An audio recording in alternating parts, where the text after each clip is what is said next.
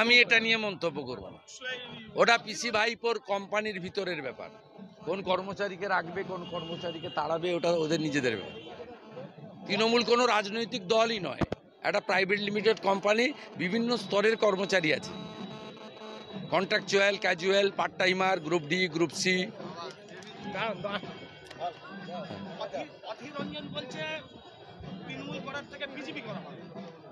ও ওখানে বিজেপির যে ভোট ব্যাংক কারা আছেন আমি বলছি না, সেই ভোট ব্যাংকটাকে ডিস্টার্ব করতে চাইছে।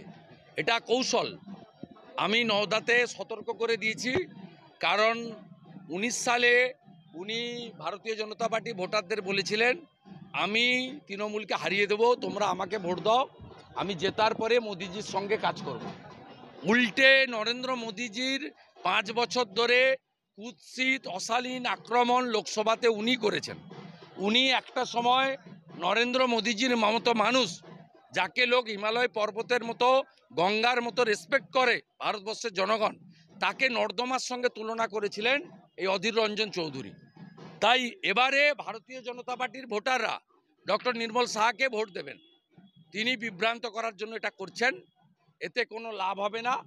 অধীর চৌধুরী থার্ড হবে এবং বহিরাগত ইউসুফ পাঠানকে হারিয়ে ওখান থেকে রাষ্ট্রবাদী ডাক্তার নির্মল সাহা এবারে মোদিজির কাছে পৌঁছাবেন। এই প্রশ্ন করতেই আজকে রিপাবলিক বাংলার সাংবাদিকের কলার চেপে ধরল অধীর রঞ্জন চৌধুরী।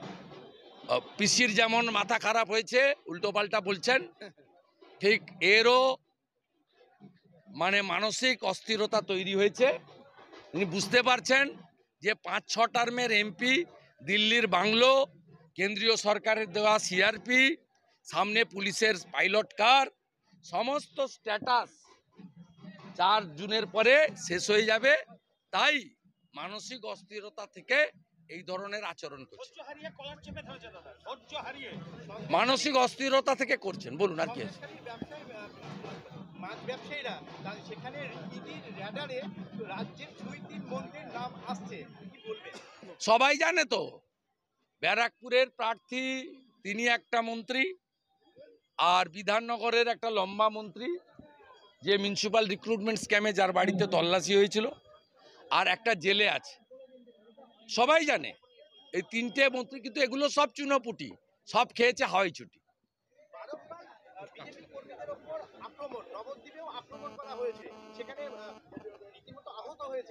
আমাদের প্রার্থীদের উপর আক্রমণ হয়েছে, রেখা পাত্র মহোদয়ের উপর আক্রমণ হয়েছে, ডাক্তার প্রণত টুডুকে হসপিটালে থাকতে হয়েছে, নিশীথ প্রামাণিকের উপর আক্রমণ হয়েছে, শান্তনু ঠাকুরের উপর আক্রমণ হয়েছে। গতকাল সনাতন সোরেন, আমাদের এসটি সভাপতি ঝাড়গ্রাম, বিয়ে বাড়ি থেকে ফিরছিল, মেরে মাথাতে কুপিয়ে দিয়েছে। এরা ট্রাইবাল শিডিউল কাস্টদের দেখে দেখে আক্রমণ করছে, কারণ ওবিসিরাই হচ্ছে মোদিজির আসল ভোট ব্যাংক। এদের উপরে টার্গেট করে আক্রমণ করা হচ্ছে।